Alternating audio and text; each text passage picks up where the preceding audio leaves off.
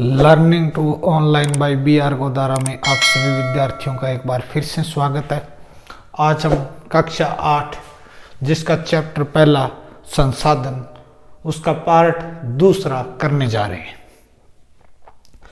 तो अब हम जो आगे करने जा रहे हैं वो जो टॉपिक है वो संसाधन संरक्षण के बारे में। भी संसाधन संरक्षण किसे कहते हैं, पहले हमें इसकी परिभाषा देख लेते हैं, उसके बाद में हम इसके ऊपर बात करेंगे।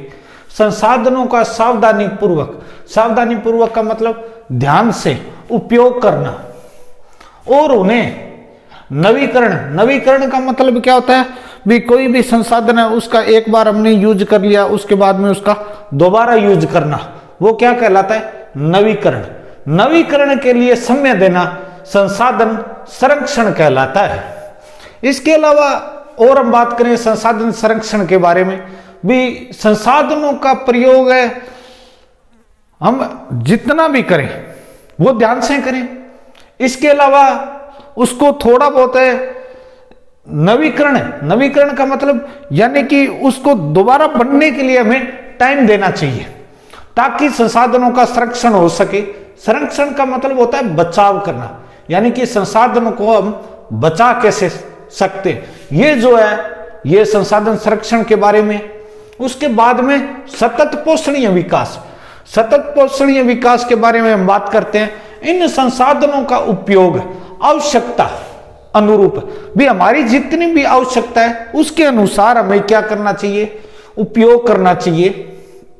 वह सही तरीके से, यानी सही तरीके का मतलब है यहां पर सुनियोजित तरीके से करना चाहिए, प्लानिंग के साथ में, और भविष्य के लिए उनके संरक्षण में संतुलन बनाए रखना।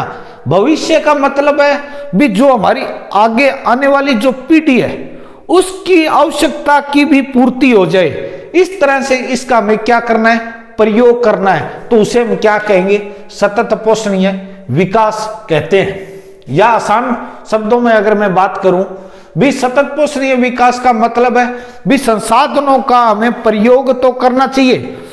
प्रयोग किस प्रकार से करना चाहिए, जितनी की हमारी आवश्यकता है उसके अनुसार हमें प्रयोग करना चाहिए, और उन्हीं संसाधनों को आगे जो आने वाली जो हमारी भविष्य के अंदर जो पीढ़ी आने वाली है उनके लिए वो संसाधन भी बचे रहे, इस रूप के अंदर इसे प्रयोग करना, उसे हम क्या कहते हैं, सतत पोषणीय विकास कहते हैं। इसके अलावा संसाधन संरक्षण के तरीके कौन से हैं, यानी कि इसके संरक्षण के तरीके कौन से हैं या उपाय कौन से हैं, तो मैंने यहां पर 4 पॉइंट लिखे हैं आपके लिए। प्रत्येक व्यक्ति उपभोग को कम करके, यानी कि प्रत्येक व्यक्ति है यानी कि इन संसाधनों का प्रयोग या उपयोग कम करे। इसके अलावा दूसरी बात, वस्तुओं के पुनः चक्रण, यानी कि ये नवीकरणीय की बात कर रहा है, और पुनः उपयोग पर बल दे, दोबारा यूज के अंदर यूज होता रहे, इस प्रकार के हमें संसाधनों का प्रयोग करना चाहिए। यानी कि जैसे अगर एग्जाम्पल की बात करें तो जैसे आजकल हमें सौर ऊर्जा का प्रयोग ज्यादा से ज्यादा करना चाहिए जल विद्युत की बजाय, यानी कि जो बिजली है उसकी बजाय हमें किसका ज्यादा उपयोग करना चाहिए, सौर ऊर्जा का, क्योंकि वो समाप्य साधन नहीं है। इसके अलावा प्राकृतिक पर्यावरण की हानि कम से कम करें।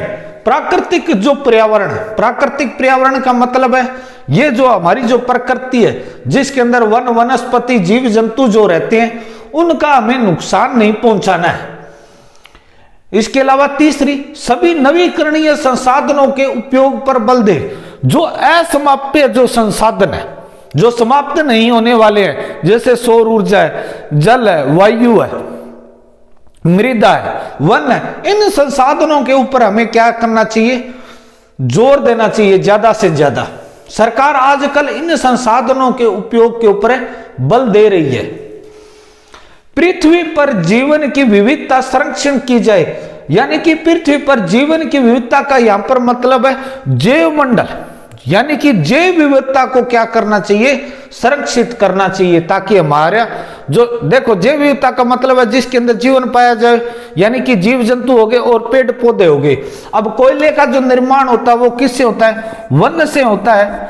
और तेल का जो होता है वो जीव जंतु से होता है। तो इसका मतलब इनको बचाए रखना चाहिए, जिससे क्या होता है कोयले का निर्माण और तेल का जो निर्माण होता है इनसे होता है। तो इसी कारण से ये जैव विविधता है ये बचाए रखनी चाहिए। तो ये आज का जो टॉपिक है ये आपका संसाधन वाला ये पार्ट 1 और पार्ट 2 के अंदर ये चैप्टर आपका समाप्त हो गया है। कल हम इसके प्रश्न उत्तर करेंगे। इस वीडियो को आप लाइक करें, शेयर करें, कमेंट करें, सब्सक्राइब करें। जय हिंद, जय भारत।